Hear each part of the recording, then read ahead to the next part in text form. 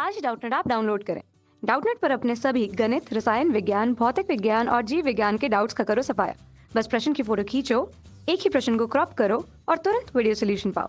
अभी डाउनलोड करें।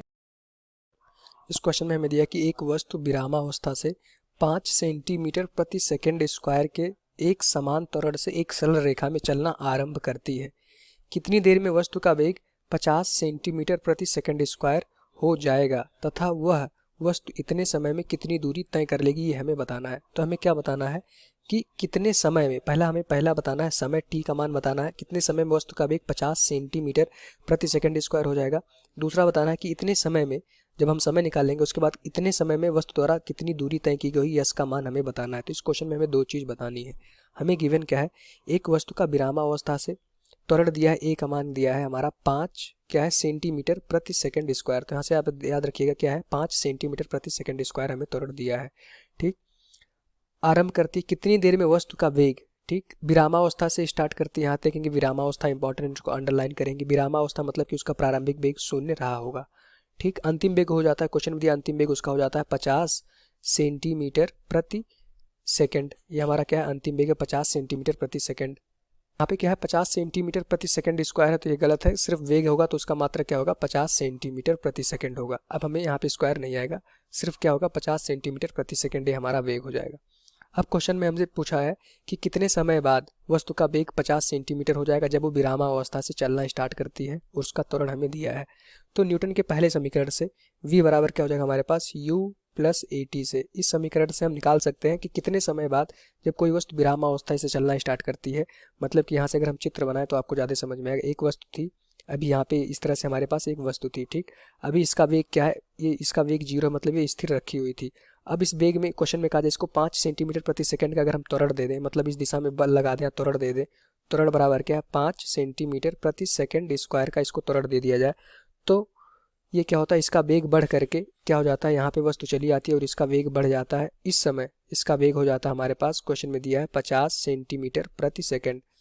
तो क्वेश्चन में बताना है कि कितने समय बाद उसका वेग 50 सेंटीमीटर हो जाता है। अब t बराबर 0 सेकंड पे क्या थी, उसका वेग स्थिर थी।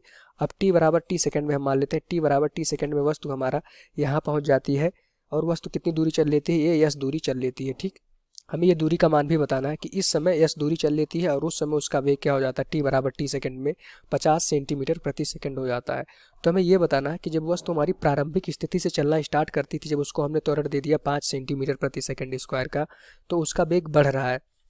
मतलब कि जो त्वरण होगा वो क्या होगा, वेग की दिशा में लग रहा होगा। अगर वेग इस दिशा में था तो त्वरण भी हमारा इसी दिशा में होगा, तभी ये तो वेग हमारा लगातार बढ़ रहा होगा। अब प्रारंभिक वेग 0 था, त्वरण लगाने से क्या होगा, वस्तु गतिशील हो जाएगी। गतिशील होगी तो उसका वेग बढ़ेगा, वेग लगातार बढ़ गया तो एक सिचुएशन ऐसा आया कि उसका वेग हो गया 50 सेंटीमीटर प्रति सेकंड का, और उस समय जो समय था t बराबर t सेकंड में उसका वेग 50 सेंटीमीटर प्रति सेकंड हो गया, जो फिजिक्स कहती है। तो यहाँ से देखेंगे वो t का मान बताना है कि जिस समय वस्तु का वेग हमारा 50 सेंटीमीटर प्रति सेकंड हो जाए। तो यहाँ से देखेंगे अंतिम वेग हमारा क्या हो गया, 50 सेंटीमीटर प्रति सेकंड। प्रारंभिक वेग 0 था, प्लस त्वरण हमें क्वेश्चन में दिया 5 सेंटीमीटर प्रति सेकंड, और t यहाँ से हमें निकाल लेंगे। तो वो समय आ गया जिस समय वस्तु का वेग क्या हो जाएगा, 50 सेंटीमीटर प्रति सेकंड। किसके बराबर हो जाएगा, 50/5। तो यहाँ से देखेंगे हमारा पास आ जाएगा ये क्या आ जाएगा, 10 सेकंड। तो यहाँ से देखेंगे जो समय है क्या, समय बराबर आ जाएगा हमारे पास 10 सेकंड।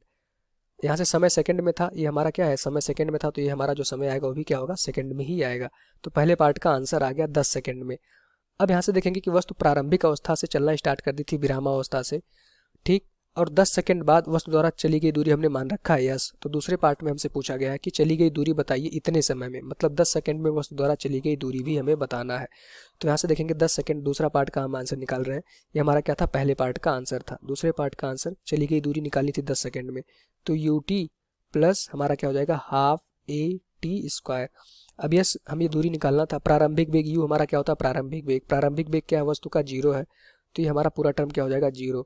तो 0 प्लस हाफ इंटू त्वरण क्वेश्चन में दिया 5 सेंटीमीटर प्रति सेकंड स्क्वायर, इंटू समय t देखेंगे तो t का मान क्या है 10 का स्क्वायर करेंगे तो उसका मान क्या हो जाएगा 100। तो यहाँ से देखेंगे जो हमारा दूरी आया, दूरी बराबर आ गया हमारे पास 1/2 इंटू 500, 100 गुणे 5 क्या होता है हमारा 500। तो यहाँ से देखेंगे हमारा क्या हो जाएगा, इसको काटेंगे तो आ जाएगा 250। तो दूरी जो हमारा आ गया 250 किस में आएगा, सेंटीमीटर में, क्योंकि जो हमारा त्वरण था क्या था, सेंटीमीटर प्रति सेकंड स्क्वायर। तो जो आंसर हो जाएगा 10 सेकंड में वस्तु द्वारा चली गई दूरी क्या हो जाएगा, 250 सेंटीमीटर।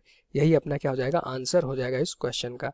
तो हमसे पूछा गया था कि पहले पार्ट में बताइए कि जब वस्तु प्रारंभिक अवस्था से चलना स्टार्ट करती है, उसको हमने त्वरण दे दिया 5 सेंटीमीटर प्रति सेकंड स्क्वायर का, तो उसका वेग हो जाता है बढ़ के 50 सेंटीमीटर प्रति सेकंड। जब वस्तु का वेग 50 सेंटीमीटर प्रति सेकंड हो जाता है, तो उस समय आप समय बताइए किस समय वस्तु का वेग बढ़कर 50 सेंटीमीटर प्रति सेकंड हो जाएगा। तो हमने समय निकाला कि 10 सेकंड में वस्तु का वेग 50 सेंटीमीटर प्रति सेकंड हो जाएगा। दूसरा हमसे पूछा गया था कि जब 10 सेकंड में वस्तु द्वारा चली गई दूरी बताइए। तो 10 सेकंड में वस्तु द्वारा चली गई दूरी से हमने न्यूटन का दूसरा समीकरण लगाया, s बराबर ut plus half at square. प्रारंभिक वेग 0 था, तो इस वजह से हमारा u का मान 0 हो जाएगा। अब यहाँ से हमने सॉल्व किया तो चली गई दूरी भी आ गई 10 सेकंड में 250 सेंटीमीटर। यही हमारा क्या होगा, आंसर हो जाएगा। Thank you. कक्षा 6ठी से 12वीं से लेकर नीट, IIT, JEE वो एडवांस के लेवल तक 1 करोड़ से ज़्यादा छात्रों का भरोसा। आज ही डाउनलोड करें डाउटनेट ऐप या व्हाट्सएप करें अपने सारे डाउट्स 8400 400 400 पर।